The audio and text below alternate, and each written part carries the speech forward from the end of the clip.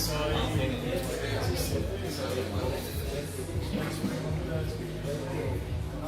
right, today we have a very accomplished brother, my brother Robert Thorn III. How you doing today, brother? I'm good, bro. We're gonna get right into it. You have a very strong background in the entertainment industry. How did you get started? Well, my mother was out of Lexington, North Carolina, and while in Lexington, she was involved with a lot of modeling agencies. Okay. And she ended up putting me into one of the modeling agencies. In that particular agency, I was the only brother that was a part of the agency. And I was a 2-year-old model. Okay. And they was paying out pretty good, man. They was paying about $100, man. You know, I don't remember everything I was modeling, but it was for Oshkosh and, companies like that. So that's really when I started in the entertainment realm, but it wasn't specifically toward music or acting at that point yet. And my mother got a job offer for the Department of Defense Schools in Yokosuka, Japan. So we left. I was 2 turning 3 when we left, and not even a year after being there, my mom had got with a group because she was also a singer. So they had a singing group. They started doing shows and stuff on the bases and off base, and they had a group by the name of Harmony. And later, Harmony ended up getting a deal with Sony. So while my mom's doing all these things, I'm obviously with her. So I grew up on the stage, behind the stage, practices, rehearsals. So I'm getting all elements of how things really work when it comes to concerts and photo shoots and all these things. So I literally grew up on both sides of the spectrum from that perspective of the business and the music business. So my first breakout though, I did MacArthur's Children. I was in that movie, and that's when I just decided I wanted to do some acting, but I didn't want to be an actor. But certain things have changed with that now, where I look at it like I'd rather be an actor, but on my terms, where I'm a writer or a director on whatever we independently do. And I believe with Netflix and other platforms like that, it just makes it cool for you to be able to do that. So everything started when I was 2, man. My mom broke me in. Okay, so you started in the industry as a child model, and then you moved to Japan? Yokosuka, Japan, yeah. Okay. Again, I was 2.5, about to turn 3. So basically 3 years old. As a 3-year-old in the Gishi, I mean, there's really not a big transition because you haven't really been alive that long, But what I do recall is a lot of freedom. I was riding the train and getting on buses at 5, 6 by myself, going here, going there. This is a point in Japan where, you didn't have to lock your door. Everything was just really laid back. All the people real humble. And with my mom being a teacher, she taught with the military, but then she also did teaching for international businessmen and women. So that also gave me a whole nother perspective growing up, looking at businessmen and women, being in conference rooms and all. So it was like I was being consistently groomed in my experience to where I am now. But Japan was just beautiful. The technology, the cleanliness of the place, the freedom to roam, like I said. It was a great growth experience because I didn't share some of the experiences that people have in America. I was blessed to not have to go through certain things that other family members and friends of mine had to go through, at the age. But I was still alert to everything that was transpiring because if you remember, VHS tapes and shit, my cousins used to send me Yo MTV Raps and everything that was going on in America. So I always was up to date with that, in the fashion. One great thing about being in Japan at that time period in the 90s, 80s and 90s, as brothers and sisters, we were looked at as just these incredible people via entertainment, predominantly via entertainment. But you can get a job. You could be a mediocre singer and still get a gig and get paid. It was just, they wanted to just see and absorb our culture. And they did. So we taught them, hip hop dancing, break dancing, how to rap, this, that, and the third. And it went from them not knowing to now, then and now, They have their own hip hop, their own reggae, their own fashion, their own rap groups, their own singing, their own R&B. But they absorbed everything from us because we permitted them to in a relationship. But I wouldn't say we got the best end of the stick though, because there's only a few brothers that I know that are still there that own businesses. But we were winning when it came to promotion, because a lot of us have relationships in America and we got to know club owners in Japan, and then we would get the club owners or those particular promotional companies to invest in bringing over artists, working the clubs, all that. So there was a lot of good moments for, I believe, our people, but I believe it died out after I say 98. It was over. It wasn't the same. Like I said, people still over there trying to rock now, but it's not the way it was in Yokosuka or Osaka or really anywhere. And how long was you over there? From 2.5 to 21 years old. Wow, so you speak Japanese fluently. Nihongo shiteru. Now let's talk about the school system over there in Japan. So you attended the public school? So in the beginning, I went to Japanese school, and I was in Japanese school for about 2 years, and it was great. It was strict. We went to school on Saturdays. You had to clean the classroom, do all that stuff. I only got beat one time. I didn't use the chopsticks the right way and got my hand hit, so that was, something memorable. But now my chopstick skills are super perfect. The school is definitely different because it's like an international school. So you're getting Japanese kids, Korean kids, people who are in the military. Their dependents are going to the school, but then anyone else from an international side that may be living in Japan could also pay for their kid to go to that school. So it's very diverse, and that's what I loved about it, because it's not a scenario of just like a white, black, Latino scenario like in America is a predominant. No, you're going to school, people from India, people from other parts of Asia, people just all around the world, and you grow up with these people. So color, race, all that, religion, it really goes out the window, especially when you're as young as I was, because you have people that come in for a term of time in the military, 2 years, 4 years, 10 years, whatever, and then they leave or they go to another base. So unfortunately for us, we didn't have the Facebook and Instagram and MySpace. We didn't have all those things. When I was in 12th grade, we finally got Hotmail. So during this time, it was really like, I grow with you as my friend, we build, and you probably leave, and I probably never talk to you again unless I write you letters. And I wasn't the type to really be writing no letters. But yeah, man. So it was really that world citizen vibe. Like, it was really good growing up like that. And did you date? I know you was kind of young, but did you do any dating like when? Oh man, I was turned up 13 years old, bro. I had 25-year-old girls. I was in the club. My play brother Carlos, man, he put me in the game. He was there in the military. He the first one to introduce me to the club scene. I remember the first night we went out, man. Yeah, it was a point. It was like this in Japan, really. If you had the drip, you could walk in. I remember walking in the clubs, seeing a girl from a distance, just walking up to her. Within 10 minutes, we kissing. You know what I'm saying? Like, it was just because we brothers. There was this strong attraction, man, to just our people, the melanin, our people, our culture, our vibration. So, yeah. Excellent. Now, what all countries have you been to so far, brother? Been to or lived in? Been to. Then we're gonna live in. Whew. It's a long list. All right, so obviously America, not all the states, but Uzbekistan, Kazakhstan, Afghanistan, Russia, South Korea, obviously Japan, Bahrain, Abu Dhabi, Wake Island, Hawaii, Alaska. I went to college in England. I was in London, Paris, France, Italy, Turkey. Yeah, it's off the top of my head. I'm probably missing a few. That's many countries, bro.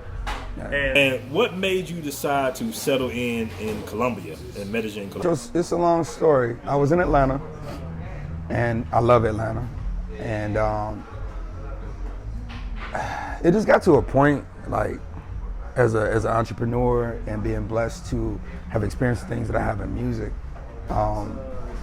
In this business, the circle is so small that when we have gatherings, we do shows, events, concerts, whatever, we're running around the same circles of people, some new people come in, whatever. We just start feeling like a family reunion all the time. And it's like, okay, how do you expand from just the repetition of this inner circle hamster wheel? And it's not a problem about being in that hamster wheel. You know, it's a lot of good people in the business.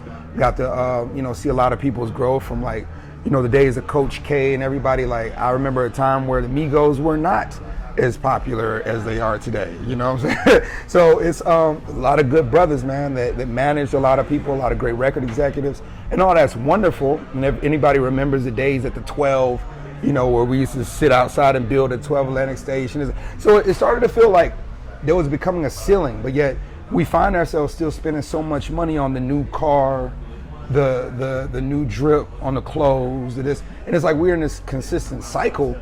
But for me personally, I was looking for further elevation because I grew up around, again, all these different businessmen in all these different countries and having all these different experiences. I wanted to further elevate my situation. So I got into club ownership. But going through that and working with, counties like, Chambly and people are trying to change out rules and regulations. And, I got the club, I got the swinger world, I got the after hour, I'm doing all these things. And you get capped. You get capped based on law. You get capped based upon, other people not liking what you're doing and blah, blah, blah. So it's like, look, man, I can't really elevate to where I want to elevate to. And my last straw was I had got a crib in Sandy Springs, 7,000 square feet, beautiful house, mansion, got the gate around and everything. We pulling up Mazzies, Mercedes, all my friends, but we pulling down in this cul-de-sac. And I don't really know the history of the neighborhood. And come to find out, I'm in a very racist neighborhood where the predominant people are 60 plus years old. And here I am, this young brother hopping out of whips, and my friends coming over and they got their whips and we doing our thing, all brothers or, cats from, I got Indian friends, I got all kinds of friends, but everybody doing their thing as entrepreneurs and business people. And they come to the house and we hang out, it's my house. Man, long story short, man, they went from, one day I was in one of my rooms and I seen this guy walking across the street and he went in my mailbox. And I'm like, yo, I know it's illegal to go through somebody's mailbox. So went through my mail, next thing I know, police being called to my house every freaking other day. So-called loud music reports. They get there, they're like, Mr. Thorn, but we don't hear any music, but we had to come out. And I'm like, yo, this is harassment. So it goes from that to finding out that same dude was the president of the HOA, also ex-FBI. And I have a felony on my rap sheet. So they trying to dig and find whatever they can find and blah, blah, blah about me. But everything I'm doing is cool and legal and legit. But it goes from that to, brother, if you would have tried to come to my house, if I invited you and you had 4 other people coming, 4 cars, by the time you got to the cul-de-sac, there was a police stop that they put in the neighborhood specifically just to come to my house, and I don't even know why. So later, after I talked to the guy that I got the house from, he's a European Jewish guy. He says, oh, well, there were some stories that I didn't really tell you. I said, what are the stories? He said, well, one time somebody put a swastika on my porch. I mean, that's a good thing to tell somebody in the beginning before I make a decision to be in a neighborhood like that. Then I also found out there was a brother and a white girl that was together. They was having problems with people in the neighborhood. Just the racist stuff. I can't deal with racism. It just doesn't make sense to me. I love everybody. You know what I'm saying? I don't look at color. I look at the vibration. I look at your word. I look at how you move, and we move from that point. And just being fed up of that, trying to find another place that just really made sense. I researched maybe about 2 years on where to actually live where we can really prosper. And notice I say we, not I, because my movement's not about me. My movement's really about us and how we elevate as a people and how we set up a new Black Wall Street scenario, because we already know it can't be there because they burnt the shit down last time when we had it. You know what I'm saying? So it doesn't even make sense to keep fighting for that kind of shit. You know what I mean? We already lost. So at the end of the day, what does make sense is get your credit right and put some kind of business scenario with North America. But it's not the place to live. Like if you really want to live, I seen a video a couple years back. It was a father who had been teaching his son how to deal with a police stop. So what he did, he had a long chain with the identification, the ID cards. He put the little hole in the ID cards, the keys, whatever. So when his son gets stopped by the police, the concept was take that and throw it up on the top of the car. and roll your window up. Because you got everything in. Why in the world would I want to live in this place that I got to go through even just that? Where I'm riding, I remember being in Atlanta, I get pulled over. I had a Challenger back then. I get pulled over in a Challenger. I don't know why I get pulled over. They just want to make sure it's my car. All these, it's not even worth my time. So as doing further research, I was looking at Dominican Republic. The thing that didn't really appeal to me with Dominican Republic, it seemed oversaturated. And as I kept doing more research, Colombia came across, so my brother and I decided to come 2018, September, for our birthdays. You know, he's a Virgo, I'm a Virgo Libra. And bro, we came here, and we came during a time where the pandemic, none of these things existed, obviously. And when I tell you, we went to Guadalupe first. And seeing Guadalupe opened my spirit, the tranquility vibes of Guadalupe, how fertile the land is, my overall vibration was just like, I'm gonna die here. I ain't going nowhere. I hadn't even been in the city of Medellin yet. So as we get into Medellin and we're in this crater, it's like the most beautiful thing you can ever see in your life. Just seeing how the buildings just flow up like in my penthouse, the mirror, the way the windows are, it kind of almost arches it where it looks like Inception. You know what I'm saying? It gets a little crazy. So coming down and being with the people, coming to Poblado and just seeing the movement, like, it's like, yo, this is like Atlanta meets New York meets like so many different worlds, aspects of Japan. And it's like, it was like a meshing of some of my favorite places that I've lived. But the main thing that told me this is the place, the dollar versus the pesos. I mean, you can't lose with that on the currency exchange. And then the fact that opening a business here is the easiest thing in the world to do. This place has more entrepreneurs than any country I've been to. Everybody is hustling something. Everybody doing something. And that's motivation.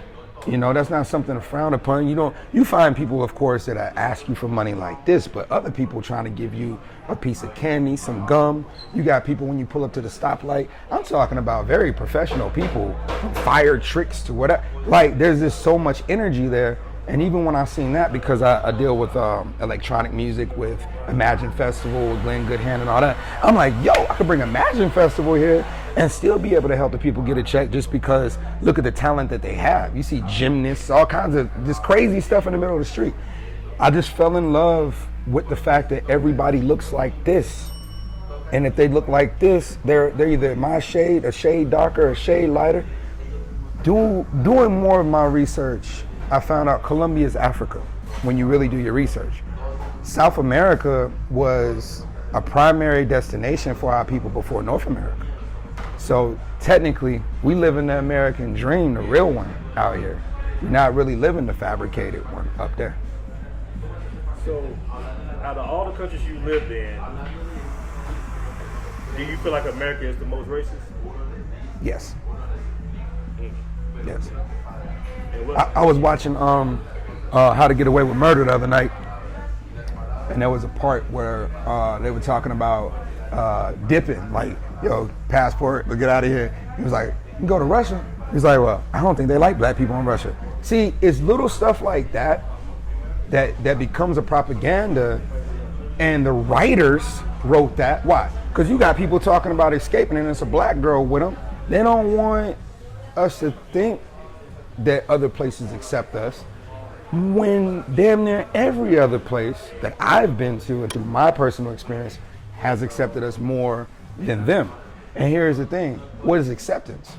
Americans aren't a one race culture. Japanese people are Japanese. Chinese people are Chinese. Indian people are Indian, because it's their country. Now they may have different tribes that they come from, or different towns or parts or whatever they reside in, but as a whole, they are still that people from that country. America is just a melting pot. Because it's a melting pot, it's a problem. People are trying to take claim of something that nobody can take claim of in truth. Because at the end of the day, we're all foreigners to the land, except for those whose ancestors were there first, like ours, that helped build out the place. But when we say like ours, we can't just think us, we have to think the Latin community as well, because we all were intertwining and migrating. So to me, it's just about continuous history and learning. And when I look at what's been done to our people by racist, and I'm only gonna say racist white people, I'm not gonna say white people, I'm gonna say racist white people, it's a tragedy. It's a 100% tragedy. And there's no way that I could ever continue to support a racist America. I could support an America, but I couldn't support a racist America. So I made a decision to separate myself from what I couldn't support, because it's both sides. So to answer your question, brother, our people have been raped, shot, killed, all kinds of things. There's no justice that's ever really transpired in full, and every leader we've had is dead. It came to me one time in the spirit, talked to me and said, when all your heroes begin to die, you have no choice but to become one yourself. So it's a big responsibility to want to grow and continue to gather wisdom. Not only like I know everything, I get wisdom from anybody to keep improving myself so I can be a better example for the youth, because the youth is a key. Now, you mentioned Black Wall Street earlier in our conversation. Do you truly believe that brothers can build overseas? And if so, what would be the best country for that? Well, growing up in Japan, I grew up in an environment where Nigerians and other brothers that were coming from different places in America, they opened clothing stores and little lounges and all that.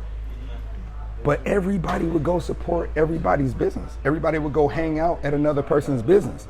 So I literally, if anybody watching this was ever in Yokosuka, Japan in the hunch in the 80s and 90s, you know what I'm talking about.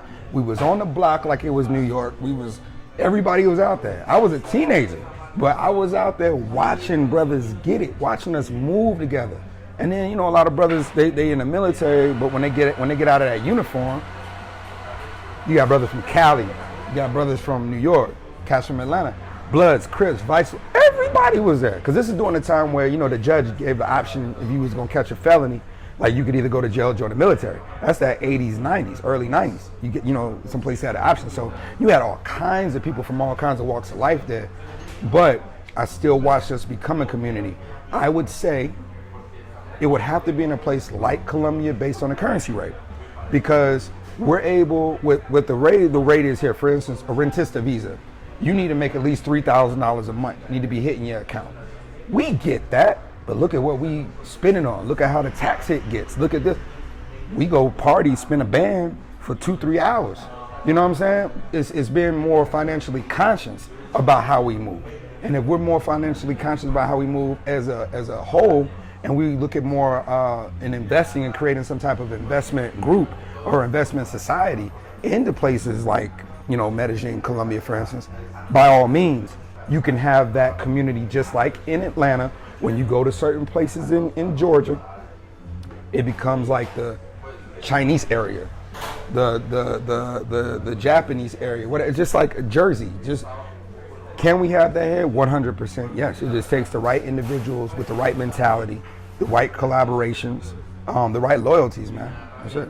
Hey guys, I hope you enjoyed the interview with our brother Robert Thorn III. We definitely appreciate his time and information that he gave the brotherhood. We want to reach out to Robert Thorn or brothers like this. Join our Facebook group, Blackmen Travels. It's a private Facebook group of brothers traveling the entire world. Also, check out our t-shirts, man. Support the movement. We got brothers all over Medellin, Colombia, with businesses rocking the t-shirts. So check it out. Be part of the movement. Peace.